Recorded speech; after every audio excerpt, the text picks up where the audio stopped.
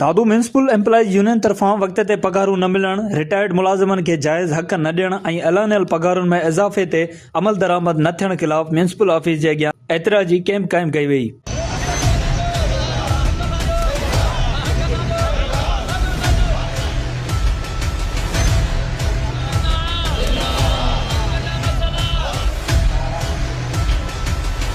एतिराजी अॻवाणी municipal union जे अॻवाननि मुर्तज़ा भंड, वाजिद चांडियो समेत ॿियनि कई, जॾहिं त मुज़ाहिरीन हथनि में प्ले कार्ड खणी म्यूनिसिपल इंतिज़ाम ख़िलाफ़ सख़्त नारा हंया।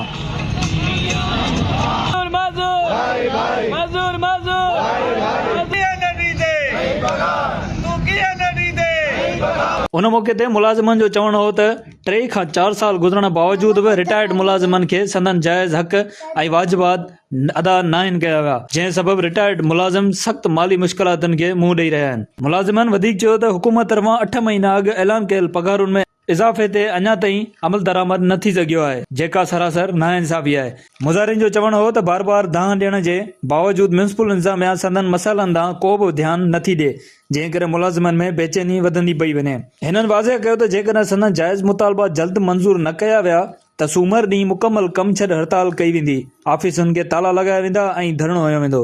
आख़िर में मुलाज़िमनि हुकूमत ऐं लाॻापियल इख़्तियारनि खां मुतालबो कयो त फौरी तौर ते पगारूं जारी कयूं वञनि, रिटायर्ड मुलाज़िमनि जा वाजिबात अदा कया वञनि ऐं ऐलानियल पगारुनि में इज़ाफ़े ते बिना देर अमल दरामद कयो वञे। ॿी सूरत में एतिराज़ जो दाइरो वधीक वसी कयो वेंदो।